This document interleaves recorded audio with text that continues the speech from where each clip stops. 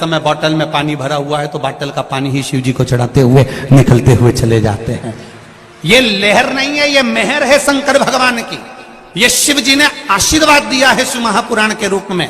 ये भोलेनाथ जी ने तुम्हारा हस्त कमल पकड़ा है इस शिव पुराण के रूप में।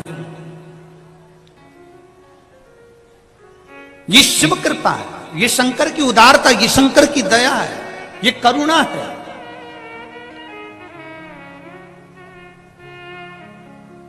मेरे शिव को आडंबर प्रिय नहीं है, ये निश्चित है। शंकर भगवान को आडंबर से मतलब है ही नहीं। शिव जी, कई लोग बहुत सारा अगर तिलक लगा लें, बहुत लंबे बाल बना लें और बहुत आड़े टेढ़े वस्त्र पहन ले और सोचें कि हम भगवान को रिझा लें, हम भगवान के सही भगत हैं, तो ये भगवान कहते हैं मैं कपड़े से कभी प्रसन्न नहीं हुआ। कपड़े तो मेरे को प्रसन्नता लेते ही नहीं है। हम कौन से कपड़े पहने जिससे भगवान प्रसन्न हो जाएं? शिव पुराण कहती है कपड़ा बदलने की जरूरत नहीं, कलेजा बदलने की जरूरत है, भगवान प्रसन्न हो जाएंगे। आप दिल तो बदलो, मन तो बदल ही नहीं पा रहे हो, चित्त तो बदल ही नहीं पा रहे हो, आपकी एकाग्रता तो बदल नहीं पा रहे हो, आप भगवान की शरणागति तो ग्रहण नहीं कर पा रहे हो और कहते हो मैं परमात्मा को पाना चाहता हूं, मैं भगवान को अपना बनाना चाहता हूं। कई ऐसे लोग आते हैं जो हमसे भी कहते हैं भगवान तो तुम्हारा दिखता ही नहीं है। तुम इतनी बड़ी बड़ी कथा सुनाते हो, कभी भगवान आज तक हमको दिखा ही नहीं। भगवान को देखने की सोचना भी मती।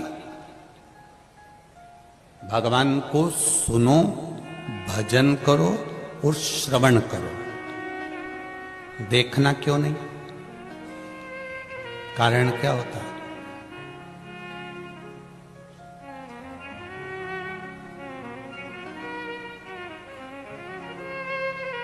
जिस छोरी से शादी होने वाली रहती है ना, छोरा उनकी, और जिस छोरी की शादी छोराओं से होने वाली होती है, पहले मन में कितनी उमंगता होती है कि एक बार मैं इसको देखूं, एक बार देखूं, एक बार देखूं। और शादी नहीं हो जब तक तो ललकता रहे कि देखूं, और जब जगदम्बा घर में आ जाए फिर भेरू तेरे को रोज का सिंदूर चढ़ा है, रोज। अब क्या कहता है?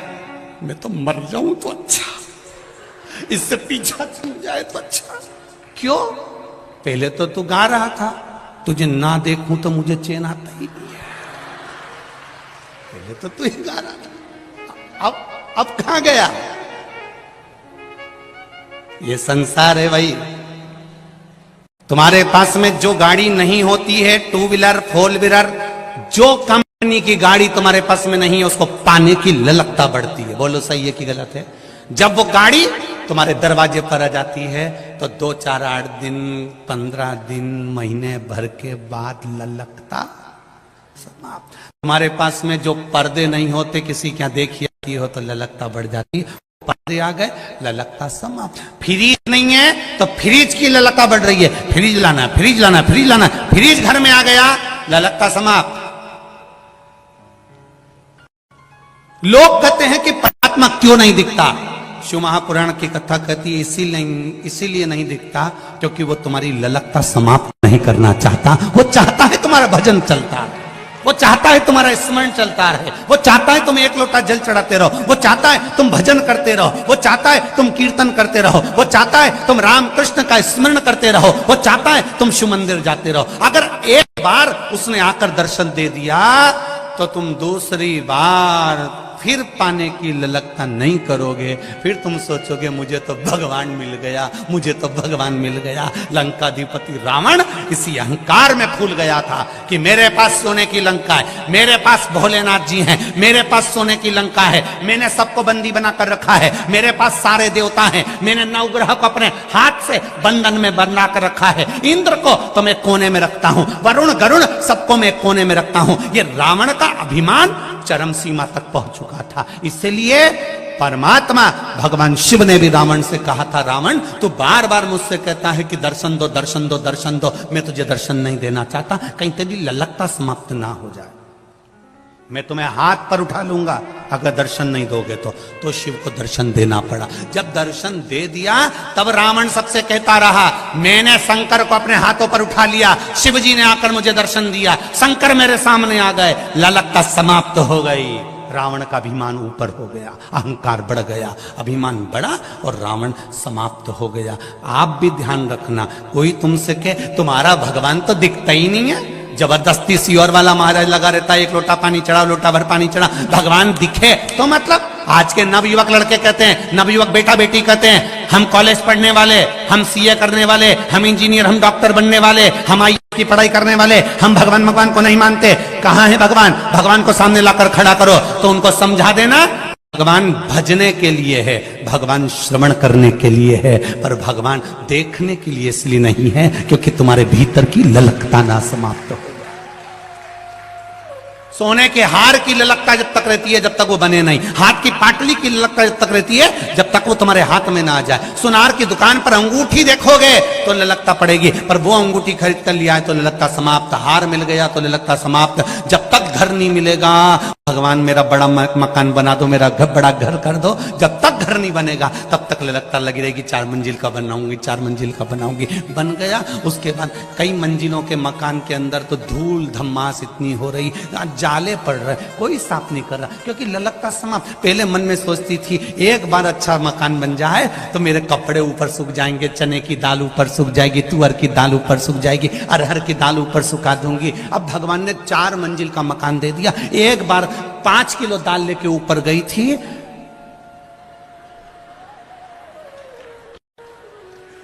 जब नीचे आई दाल खाने के लायक नहीं, इतनी ललकता। गई थी ऊपर, बड़े अरमान से चढ़ी थी, बहुत अरमान से, और बहू से कह के भी गई थी तू भी ले आना थोड़ा सा सामान, कपड़े वपड़े सूखने के ऊपर ले आना।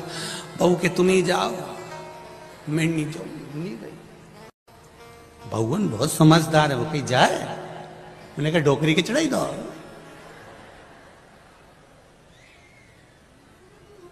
अब बहू नीचे से कह रही है मम्मी चाय पी जाओ। बहू नीचे से आवाज लग रही है मम्मी चाय पीने आ जाओ। सास कह रही नहीं लिया। बहू क्यों नहीं जाऊंगी, नहीं जाऊंगी, नहीं गई वो ऊपर। फिर शाम को धीरे धीरे सास 2-2 4-4 सीढ़ी नीचे उतर के आई। उन्हें कहा तूने हमारी चाय लाके नहीं दी, मुझसे चढ़ा नहीं जाए। फिर सास चिल्लाई कि मैं बुढ़िया होके इतनी ऊपर चढ़ गई तो उससे चढ़ा नहीं जाए। तो बहू कह दे मम्मी तुमने देसी घी खाया है।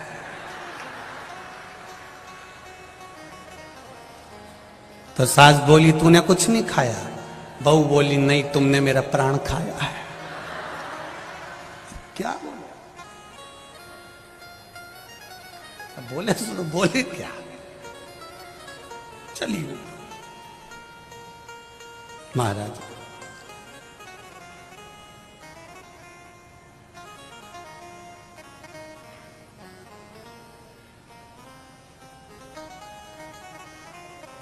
रखो अपने जीवन में एक भगवान दिखेगा नहीं और अपन को उसको देखने की लालसा भी नहीं होनी चाहिए। हम भगवान को ना देखें पर भगवान हमको देखे। कोई व्यक्ति जा रहा है,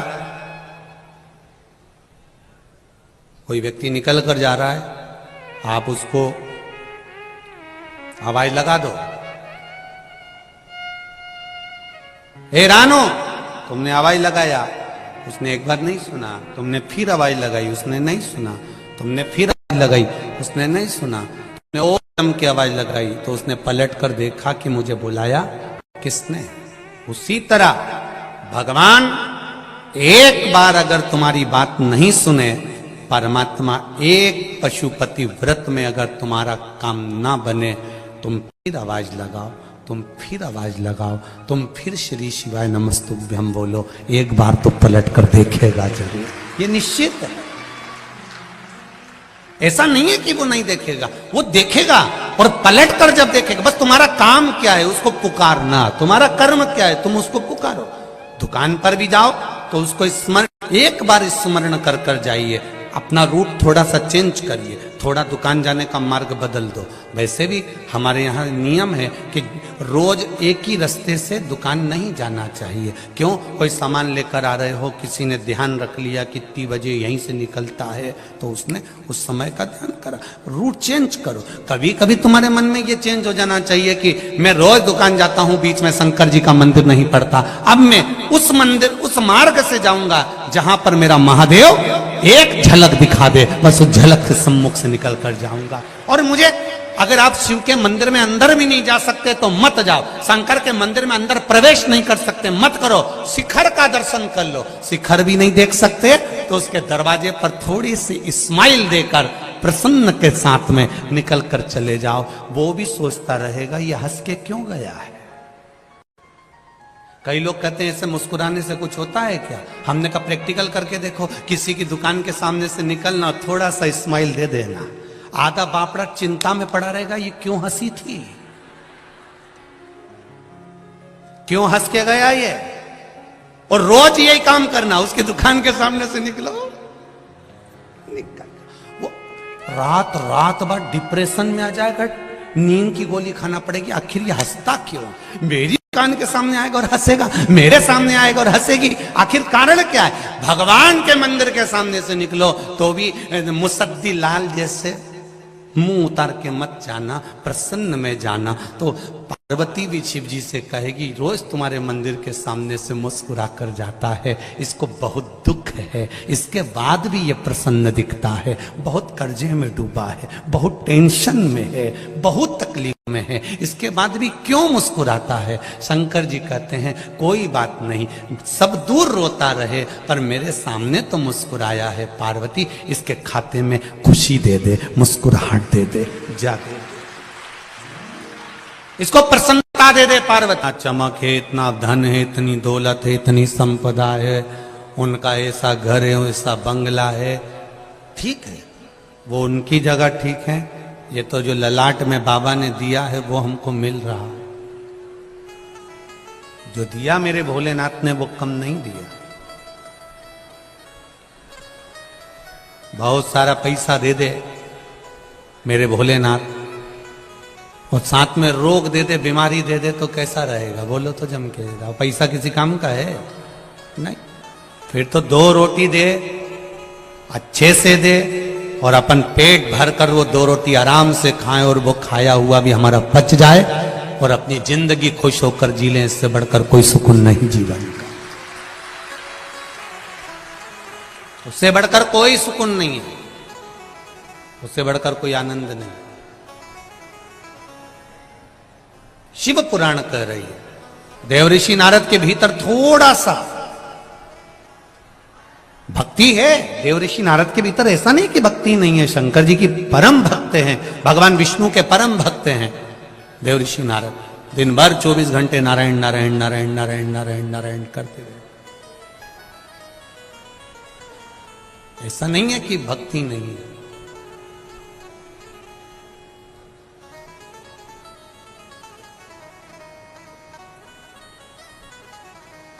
देवऋषि नारद के भीतर भक्ति तो है, भगवान विष्णु की भक्ति है, पर देवऋषि नारद को यह ज्ञात नहीं है कि भक्ति करो, मना नहीं है, पर किसी को नीचा दिखाने का प्रयास मत करो। भजन करने की मना नहीं है, पर किसी को नीचा दिखाकर अगर आप भजन कर रहे हो तो उसका कोई मतलब नहीं।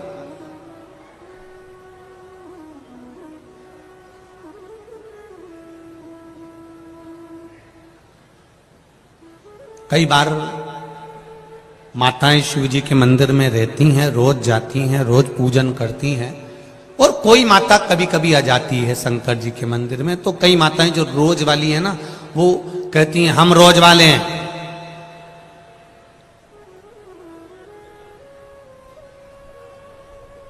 पहले हम पूजन करेंगे, ठीक है,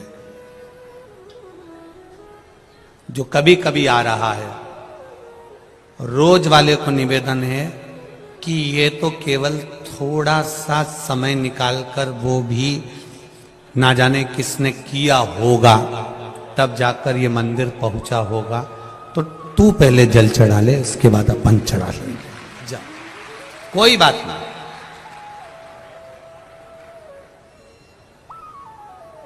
पर कई लोगों की आदत रहती है, जब तक वो दो चार को पूछते नहीं है, धक्का मक्का नहीं दे, तब तक वो प्रवेश करते ही नहीं है। 2 4 8 को जब तक वो हिला डुला नहीं देना, तब तक प्रवेश करना बड़ा कठिन है, बहुत कठिन।